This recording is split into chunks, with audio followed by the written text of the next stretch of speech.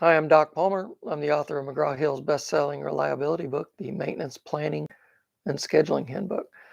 Planning and scheduling is the people part of the maintenance organization. It's the productivity part and the quality part. The two fundamental concepts are a bit unusual. We want to increase the quality of plans over the years with the Deming cycle. We're doing triage for a professional craftsperson that's going to work on the work order. The planner is not dictating exactly how they do the job, which you would think the word planning implies, but that's a little bit misleading. The other part is the scheduling part is not to make a pretty calendar or even to complete the schedule. The purpose of, scheduling is to help us complete more work than we would normally complete. So we want to fully load schedules, weekly schedules, to defeat Parkinson's law. And it's okay to break the schedule because the real world has upsets. Last time we planned a work order number 15 in Appendix D of the Handbook. And now this is the 4th edition of the Handbook. We're going to go to the next work order, which is work order 16 in Appendix D. We want to look at an example of a good work request, a good first starting job plan, and an example of good feedback. So I'll pull up this work order and I'll share my screen.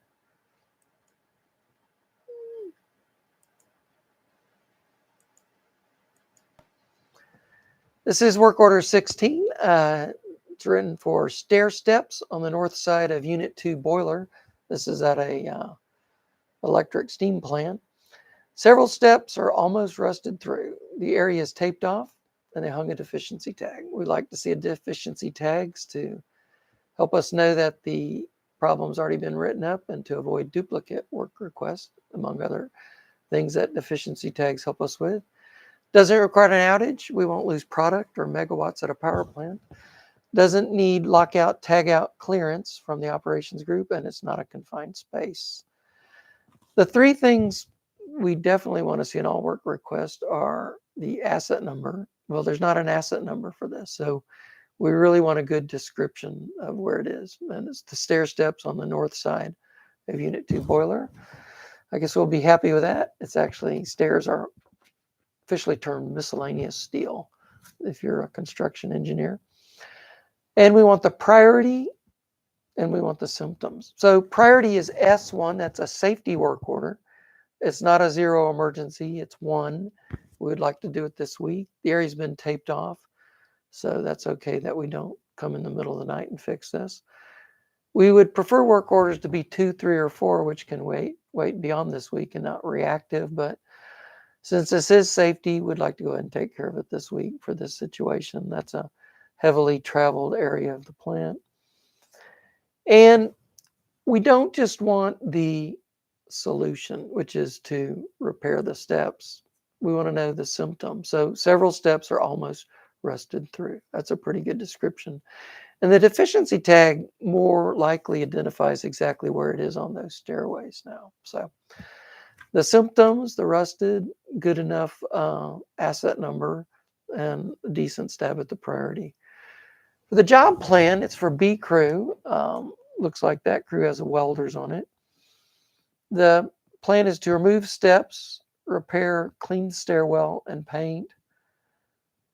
If needed, replace the steps. So I guess repair and replace steps implies welding where necessary, and there's a welder involved.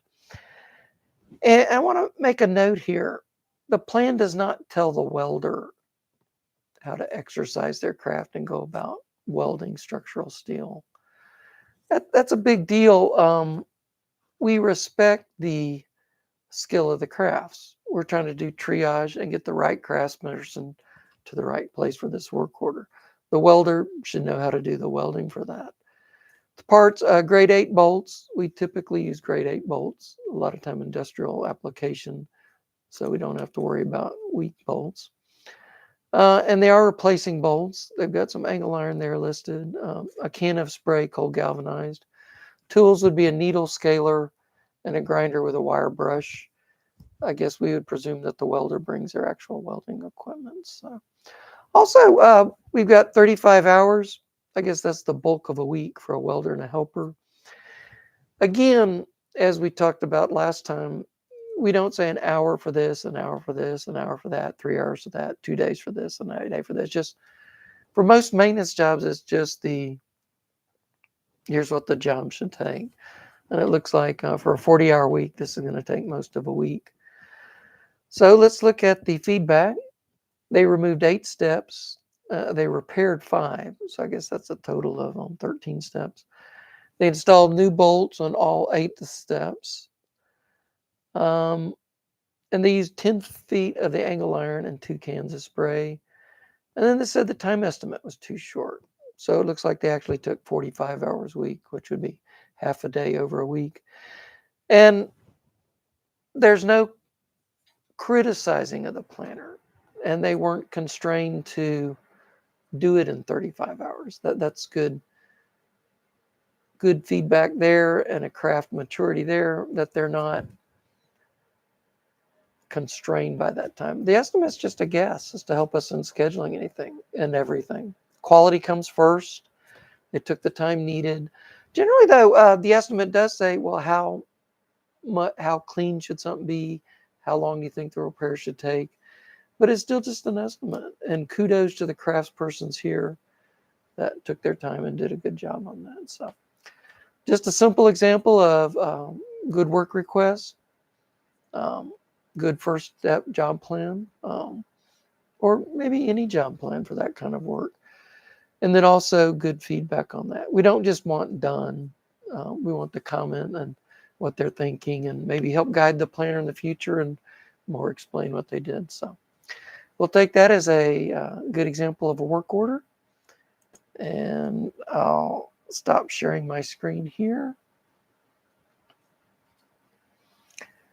And I'll say goodbye. Thank you for letting me be part of your maintenance family today and share an example work order from the handbook. My website, palmerplanning.com, has other examples of conference presentations I've made and papers I've written for magazines, as well as notice of future public workshops. So thanks again for letting me be part of your maintenance family today.